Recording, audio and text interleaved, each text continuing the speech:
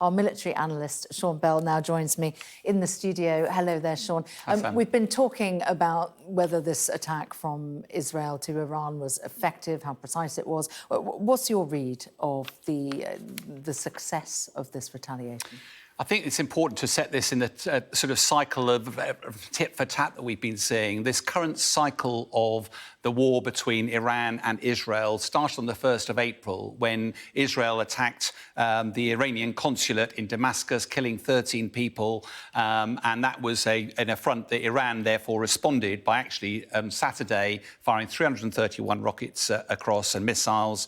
That left Prime Minister Netanyahu with very limited option but to do something. We were sat on the edge of our seats going, well, what is he going to do next? One option was, which the international community was trying to do, was to get him to do nothing. Sanctions would have their effect.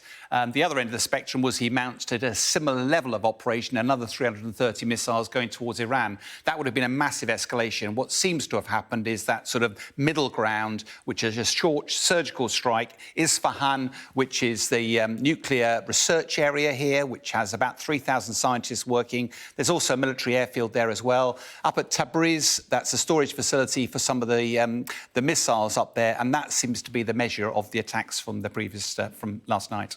And talk us through how Israel conducted the strike.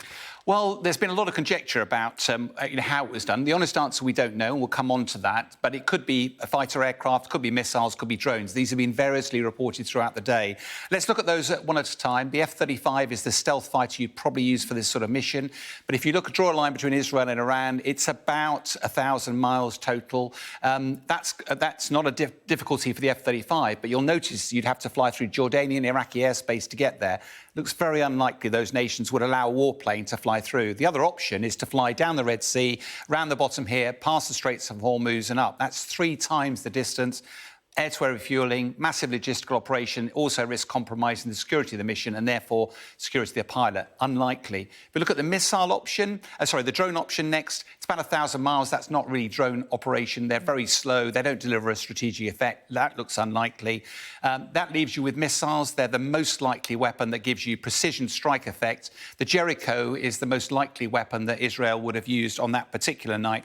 The real question, though, is was it effective? And what's been really interesting is neither Israel nor Iran has actually told us or shown us video of the effectiveness. Almost certainly that's a clear indication that neither of them want to see an escalation any further.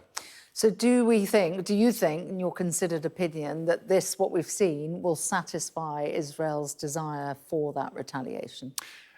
It's a great question. The answer is I suspect there'll be many in the Israeli war cabinet that actually won't satisfy. In fact, we've already heard one of the ministers today tweet the single word feeble as a response. But I think strategically, from a military perspective, I think there are 3 really positive outcomes for Israel for this. First of which is they did conduct a retaliation, even though it's measured, but it means Netanyahu has the final word, and I think that was very important presentationally.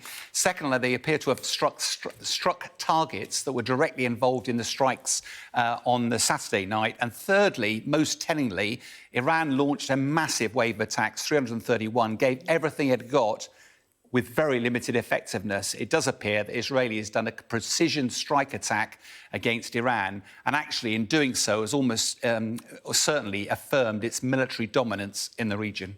All right, Sean, thank you.